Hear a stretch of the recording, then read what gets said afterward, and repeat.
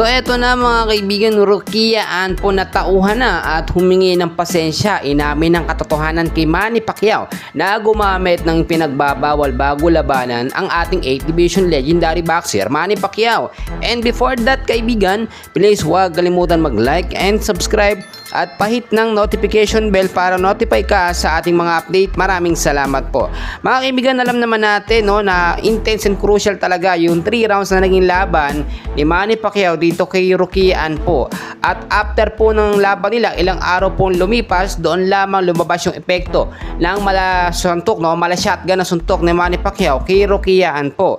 3 rounds, aktibo pa at malakas pa maliksi si Rukia Anpo. Si Manny Pacquiao nagpapainit pa lang at talagang nakita natin yung sinasabi natin nangyari na nga po. Kapag sa Japan nangyayari ang laban, mayroon talagang anomalya na nangyayari.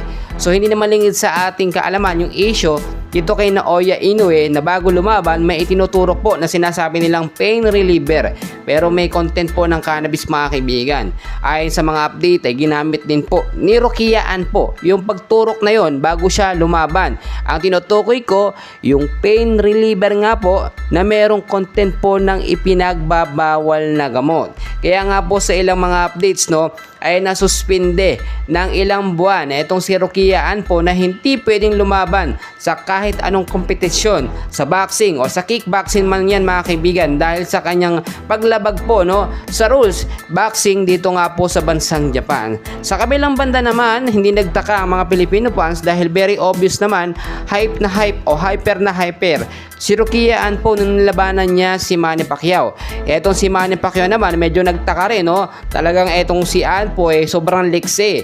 Hindi nga daw po normal sa boksingero yung ganong klaseng active na active Ang ibig sabihin nito talagang gumamit po itong si Rukia Anpo bago pa labanan itong si Manny Pacquiao. Sa side naman ng ating kampo na pambato ng si Manny Pacquiao, walang problema. Kasi nga naman, etong kampo na Rukia Anpo ay humahamon ng panibagong exhibition fight match at sinasabi daw mas magandang habaan pa, hindi lamang round 3, paabutin daw hanggang round 5 or round 7 mga kaibigan.